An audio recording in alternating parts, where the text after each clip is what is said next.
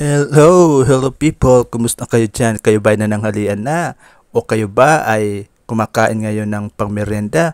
Kung kayo ay nananghalian o nagmerienda, sundan nyo ito ng kape habang nagkwentuhan tayo para exciting ang bawat kwento natin. Ito ang ating kwento ngayon. Alam nyo ba na ang bangayan ng Tape Incorporation ay TBJ ay hindi ganun kasimple? Kaya bawat manonood o bawat Pilipino, bawat isa sa atin ay dapat maging matalas ang pag-iisip. Hindi isa nagdadala tayo ng mga emosyon at hindi tayo nadadala sa mga video na may nakalagay breaking news, breaking news. Hindi po yan. Ang matalino at matalas na pag-iisip na isang mamamayan ay nag-uumpisa sa pagiging magaling sa perspective na pananaw. Ito ang ating perspective na pananaw.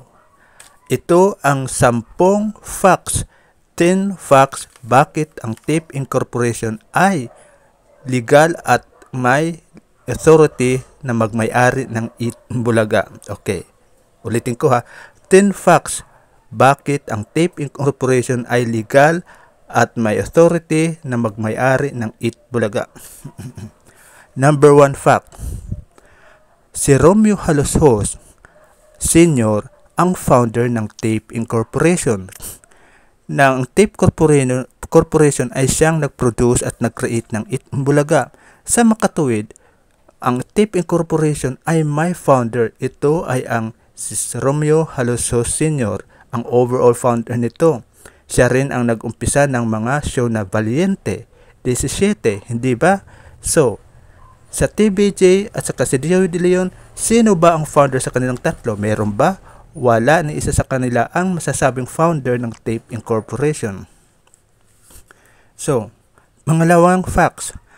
Ang tape ay may prior registration ng Itbulaga brand na trademark sa Intellectual Property Office of the Philippines bago pa ito nag-expire ng 2023. Sa makatuwid, kung pagtitingnan natin ang authority o legality ng pagmamayari ng Itbulaga na brand, ang Intellectual Property Office ay tinitingnan kung sino ang may prior na may registration sa Itbulaga. At lumabas nga na ang Tape Incorporation ay may prior na registration sa Itbulaga na brand bago pa ito nag-expire ng 2023. So, binigyan sila ng authority ng Intellectual Property Office na gamitin at i-renew ang Itbulaga na brand. Ang tanong, bakit hindi ito ibinigay sa TBJ o hindi ibinigay kay Joey De Leon? Kasi hindi sila ang may-ari ng Itbulaga. Ang may-ari ng Itbulaga ay Tape Incorporation. Malinaw, di ba? So, pangatlong facts. Ang Tape Incorporation ay ang nagbibigay ng sweldo sa lahat ng empleyado ng Itbulaga at crew ng Itbulaga. Kasama na ang mga artista na kasali sa Itbulaga, mga host nito, at lalo na ang TBJ bilang main host. So, ang tanong, sila TBJ ba at si Joey De Leon ba ang nagbibigay ng sweldo o talent fee sa mga artista na pumapasok sa Itbulaga? Hindi po. Ang Tape Incorporation ang nagsisildo niya, nagbibigay ng talent fee. Ang Tape Incorporation ang nagbibigay ng sildo sa mga crew at empleyado ng Tape Incorporation na may kinalaman sa Itbulaga. Malinaw, di ba? Pang-apat, ang Tape Incorporation ay may tinatawag na Finance Corporate Office. Ang Finance Corporate Office, ito ang humahawak ng pera na pumapasok at lumalabas ng Itbulaga. Sa makatuwid, ang Finance Corporate Office ng Tape Incorporation ang nagbibigay ng mga gastos sa production ng Itbulaga kasama na ang mga artista at mga host nito. Malinaw. Ang TBJ ba at si Joey De Leon, meron bang corporate office? Finance Corporate Office? Wala silang Finance Corporate Office. So wala sila kakayahang magsweldo ng mga crew, empleyado ng Itbulaga. See? Number 5 facts. Ang tape ay naggumagastos sa lahat ng production ng Itbulaga. Sa makatuwid, sila ang may karapatan sa bawat video nito at sa bawat na segment, episode na ipinalalabas sa telebisyon. So, sa number 5 facts, malinaw ito na ang nagkumagastos at nagbibigay ng mga production assistance ay ang Tape Incorporation at hindi po Joey De Leon at Joey De Leon at TBJ. Malinaw na ang TBJ o si Joey De Leon ay binibigyan, ay isa sa mga gastusin ng Tape Incorporation. Sila ay under ng gastusin ng Tape Incorporation. Diba? May finance corporate office ba ang TBJ? Si Joey De Leon ba ay may finance corporate office? Wala po, kasi hindi naman po sila nagsisildo at nagpro-provide ng production assistance sa Itbulaga. Number 6. Ito ang number 6 na facts. Ito malinaw to. Ang video na gawa ng Itbulaga ay automatikong pagmamayari ng Tape Incorporation dahil sila ang gumagastos ng mga episode at mga segment na ipinalalabas sa telebisyon. So sa makatuwid, ang may final say dito ay ang Tape Incorporation. So hindi po ang TBJ at hindi po ang si Joey De Leon. Lina po yan. Number 7. Ang tape ay may sorry. Naulit na. Number 7.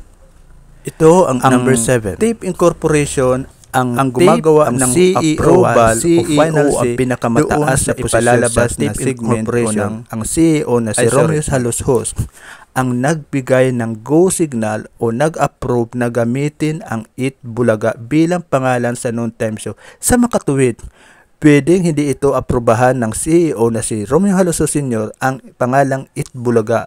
Kung magkaganon, dahil pinayagan ito ni Romeo Haloshos bilang gamitin ito na noontime shows na Itbulaga sa panghananghaling sa GMA7, nagpapatunay na ang Tape Incorporation ang may final say at may hawak ng pangalan na Itbulaga. See? Hindi po pwede basta na lang naisip ni Joey De Leon o nila Tito Soto o TBJ na ay Itbulaga kami nang may-ari. Hindi po. Dahil bago ito tumakbo o umandar sa TV, sa ere, ang mag-a-aproba ng pangalan ay si Romeo Haloshos Sr. Sa makatuwid, siya ang may-ari at may authority ng Itbulaga dahil siya ang nag-a-approve. Dalawa lang ang mangyayari, i-approve o hindi i-approve. The fact na inaprubahan niya ang Itbulaga, patunay na siya ang may-ari ng Itbulaga na brand. Malinaw. Ito naman ang ay number 8. Number 8 facts. Lahat ng logo, episode, at lahat ng tungkol sa Itbulaga, maging ang YouTube channel na Itbulaga, ay nasa ilalim ng Tape Incorporation. Sila po ang may say, sila po ang may control at authority nito. Patunay na ang pagbibigay ng control sa Tape Incorporation sa Itbulaga ng YouTube channel ay patunay na kinikilala ang Tape Incorporation na siyang may control at may-ari ng Itbulaga YouTube channel. So malinaw. Nabawi po ito kay TBJ at Joey De Leon. So hindi na nga po yata sila naghabol. Ewan ko kung naghabol sila, pero palagay ko hindi na sila naghabol. Wala na ako naririnig tungkol sa Itbulaga channel. So anyway, nanalo dito ang Tape Incorporation. Number 9. Ang isa sa pinaka malinaw sa number 9 na facts ay number 9 facts. Ang Tape Incorporation ang may contract bilang black timer sa JMA7. Hindi po ang TBJ, hindi po ang Joey De Leon. Malinaw po, ang Tape Incorporation ay may black timer contract na Itbulaga sa JMA7. So sila ang may karapatan at nagbayad at nagbabayad ng airtime sa JMA7 para ipalabas ang Itbulaga na brand. So malinaw, wala na tayong habol yan. Yan ang pinaka-highlight ng facts na yan. Hindi naman po nakipag-deal ang JMA sa TBJ. Wala naman kasi lang Tape Incorporation, hindi naman sa kanila yan. So malinaw sa Tape Incorporation ang black timer na contract. So bilang black timer contract, ang Tape Incorporation ay mayroong mga host na hinahire. So malinaw. Ito na ang higit sa lahat na pinaka-importante na. Number 9. Ang pagkilala ng Intellectual Property Office sa Tape Incorporation bilang may-ari ng Itbulaga na brand ay isang sinyalis na sila ay may legal at authority nito na gamitin ang Eat Bulaga brand at hindi kanino man. So, kung sinasabi ng kampo ng TVJ na ito ay ministerial lamang dahil bilang trabaho ng IPOFIL ay bigyan ng registration, ang pagbigay ng registration sa TIP Incorporation sa paggamit ng Eat Bulaga ay isa ng sinyalis na malakas ang laban ng TIP Incorporation at nagpapakita na sila ang legit at legal na nagmamayari ng Eat Bulaga brand na hindi pwedeng agawin ng kahit kanino man. Yan po. Number 10. Ito number 10, magugulat kayo dito, di ba? Ang YouTube channel Philippines, alam natin na ang Eat Bulaga ay mga Tito Vic and Joey ang nandoon na sa video. Ang TIP Incorporation ay nakipag-ugnayan sa TIP sa sabihin natin 10 facts kung bakit TIP Incorporation ang magmamayari ng Eat Bulaga na brand.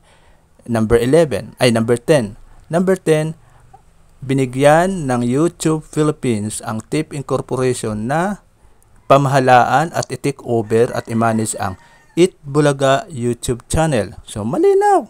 Yun. Huwag na tayong lumayo. Bakit ito ibinigay sa TIP Incorporation?